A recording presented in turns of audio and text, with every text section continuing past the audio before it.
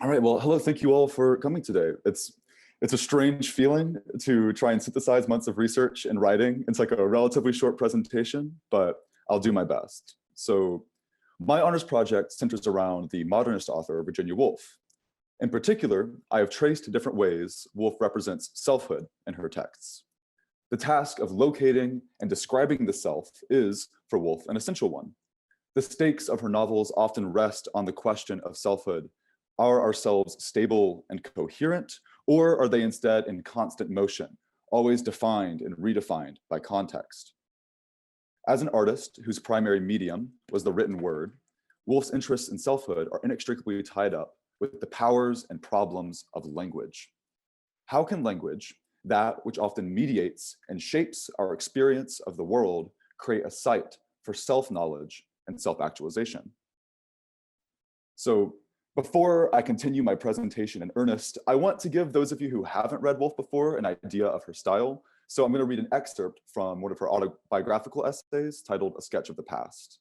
It reads, "If life has a base that it stands upon, if it is a bowl that one fills and fills and fills, then my bowl, without a doubt, stands upon this memory. It is of lying half asleep, half awake in the bed in the nursery at St. Ives. It is of hearing the waves breaking, 1, 2, 1, 2, and sending a splash of water over the beach, and then breaking 1, 2, 1, 2 behind yellow blind. It is of hearing the blind draw its little acorn across the floor as the wind blew the blind out. It is of lying and hearing the splash and seeing the slight and feeling it is almost impossible that I should be here, of feeling the purest ecstasy I can conceive." So here in this quote, we can see some of the major themes of Woolf's literature outlined. So firstly is Woolf's conception of memory and the self as something which is being constantly shifted.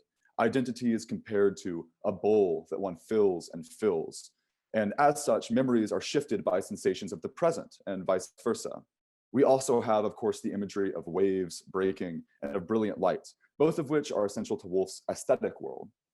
Most importantly, we have Woolf's feeling that it is almost impossible that I should be here, a feeling which manifests itself as the purest ecstasy the author can conceive. This sudden sense of joy, of existential belonging, is one that crops up again and again throughout Woolf's work. So let me see here. Oh, there we go. The main text that my project centers around is The Waves. So often considered to be Woolf's most experimental work, The Waves pushes against boundaries of language and of narrative structure, painting intimate portraits of 6 individuals: Bernard, Louis, Susan, Jenny, Neville, and Rhoda, as they each attempt to make sense of their lives, working to form relationships with one another and themselves.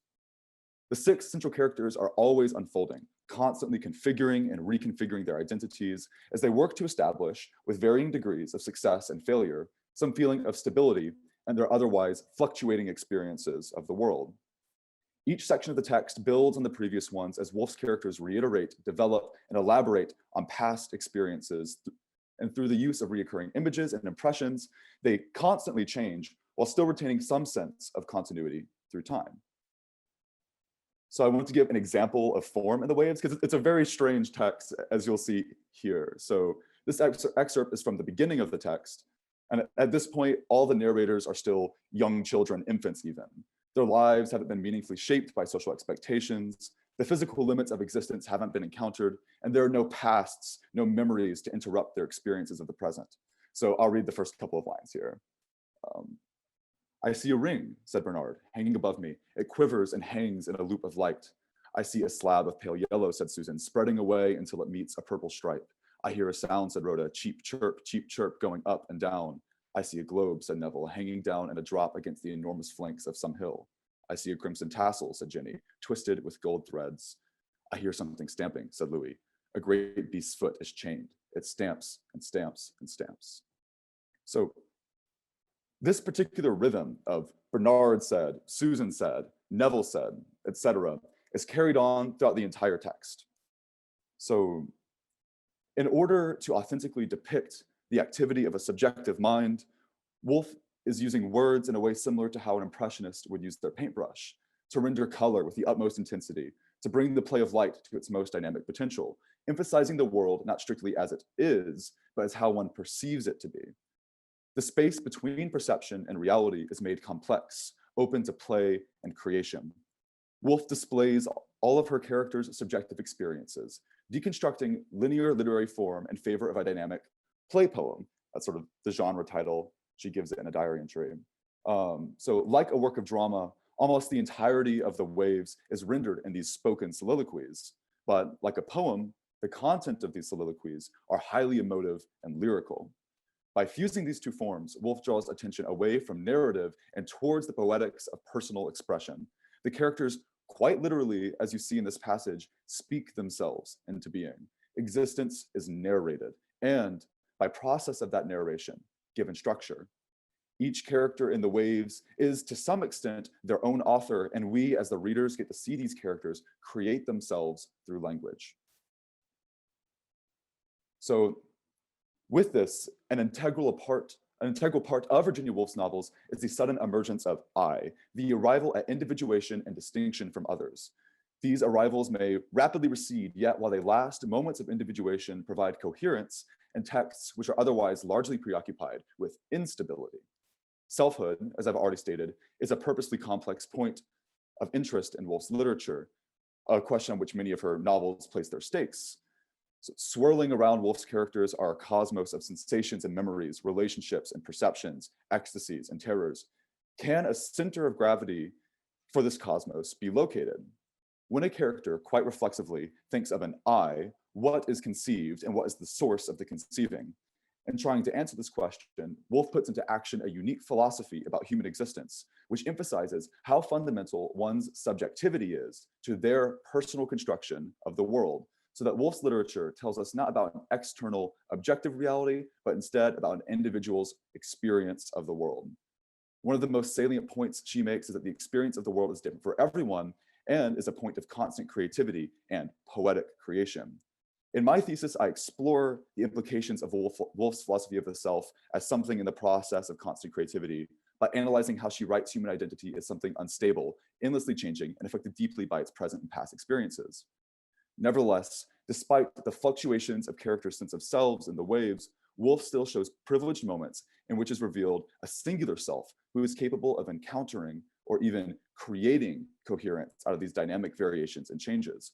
This self operates almost like the author of a text, pulling together scattered components of experience and arranging them via language. Sometimes the self is depicted as concrete, singular, and embodied. At other times, the self is abstract, unembodied, and in motion.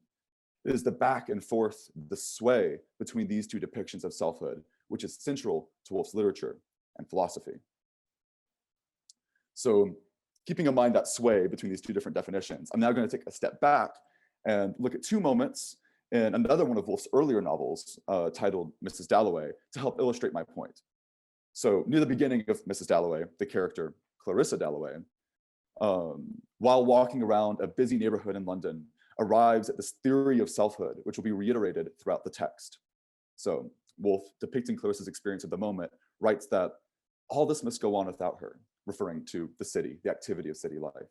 Did she resent it, or did it not become consoling to believe that somehow in the streets of London, on the ebb and flow of things, here, there, she survived? She being part, she was positive of the trees at home, of the house there, part of the people she had never met, being laid out like a mist between the people she knew best, who lifted her on their branches as she had seen the trees lift the mist, but spread it ever so far, her life, herself.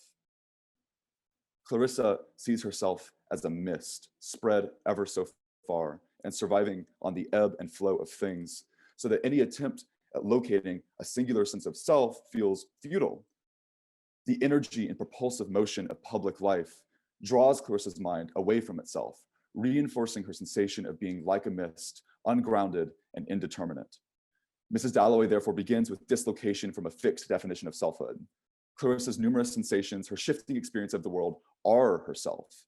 The dislocation of selfhood from one specific body, one specific past, is a concept which features prominently throughout Woolf's literature, but it is these moments of dislocation which are almost always contrasted by sudden moments of coherence. So, one of these moments occurs once Clarissa returns home from her time in the streets of London and is suddenly centered by the sight of her body in the mirror. That was herself, pointed, dart-like, definite. That was herself when some effort, some call on her to be Some call on her to be herself drew the parts together.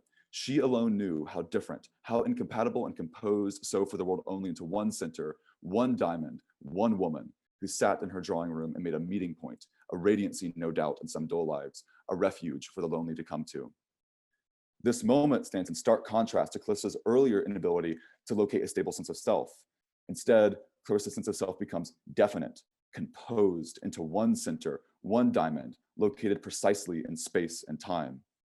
A point of interest in this passage is that this definite self is the result of some effort, some call, drawing the parts together.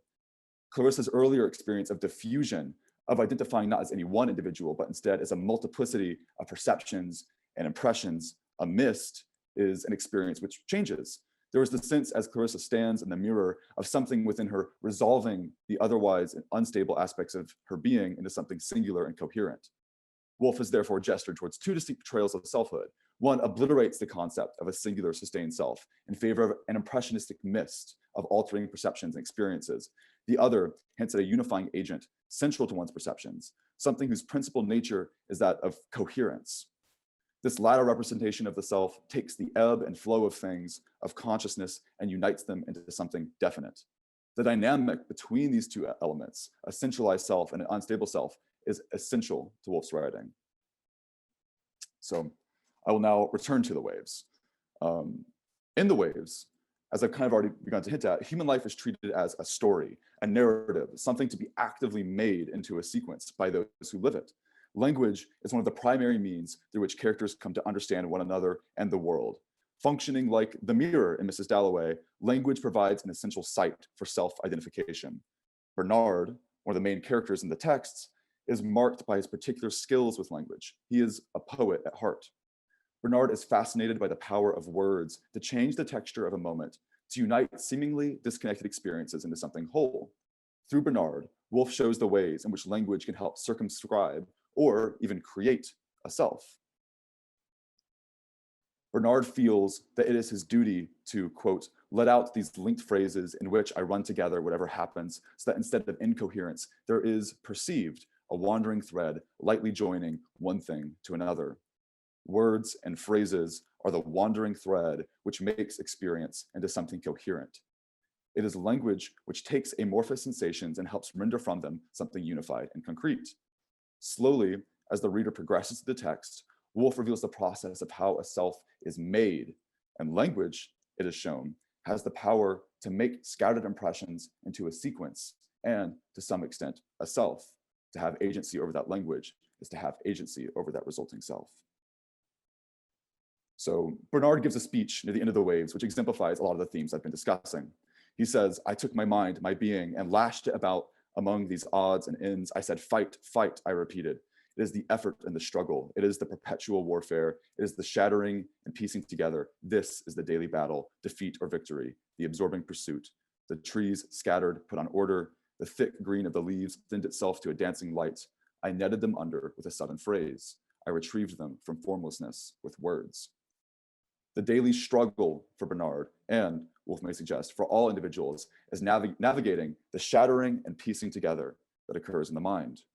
Order, Bernard suggests, is a product sometimes of phrases. Words are the weapon with which the self does battle with its own potential formlessness. Phrases net that which is scattered about experience and retrieves it into an arrangement. Bernard's skill with language allows him to retrieve experiences from formlessness and make from them something concrete, something whole, a self. So that was a lot, but in conclusion, there are many other elements of my thesis which, for the sake of time and clarity, I'll need to leave out of my presentation today. But nevertheless, I hope that I could provide some introduction to the question of selfhood as it relates to Woolf's literature. And ultimately, if I'm to leave you with anything, I want to urge you to read the waves and experience these themes for yourself, because that's where the real excitement lies. So thank you.